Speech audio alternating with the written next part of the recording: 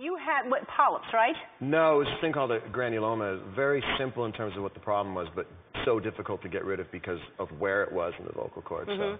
And how are you now vocally? Are you back 100%? I'm back. You know, I keep going back to the doctor's office to make sure because it's just been so many months of bad news. And it's still gone, and now it's just a matter of waiting for the Botox they gave. I got Botox at 34 years old for the first time. For 35, I got a whole bunch last year, and so that's what actually helped me. But that has its own half-life. Explain that, because you talked about that last time a little bit. Botox in your throat, like on the outside or the inside? Do they go? They put a needle through your neck. To freeze the, what does it do? To freeze the vocal cords so they don't close together so this thing can heal, because it was just kept getting aggravated. And the older you get, the more stuff they do right there in the office, and the weirder the stuff gets.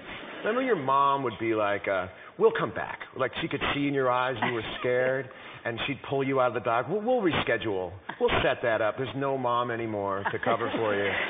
And there's just more and more stuff. They go, no, we do that here in the office. We just lance that right here. And you always think you're just there and they're going to give you a... So I met this great doctor, and he said, we just give you Botox. And I go, what day would that be? He goes, we can do it right now. And I said, so would you put me under, and then you would put that down my... No, we go right in through the neck. And I started crying. I don't blame you. Started crying. I said, and it was just like, I was just like, tried to tip my head back so that the tear wouldn't break the surface. I was like, okay. And then a bam like that, and I said, when do I stop talking? And he said, about 3 days. So that just made it even sadder. And I had talked to my dad and said, love you, Dad, and he's, I love you too, son. And I called him back and said, did you start crying? And he said, nope, didn't start crying. So it was just very sad to know that I had just had this shot and that it was going to be 3 days before I was going to stop talking. Yeah. But at least you had, I mean, if you were just a singer and that's what your passion was, it would be hard, but you must have played guitar and wrote. And I couldn't write because I couldn't sing, and I sort of write by finding out instantly if an idea is any good. I played a lot of guitar, which was fun.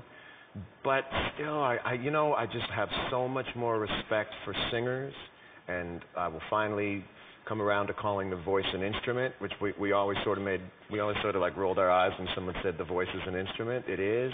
It's really sensitive. You know, people book months and months and months ahead, and you tour and you play for thousands and thousands of people from this tiny, tiny little muscle. And so I have so much more respect for it, and I have so much more respect for playing music. I want to just enjoy everything now, you know?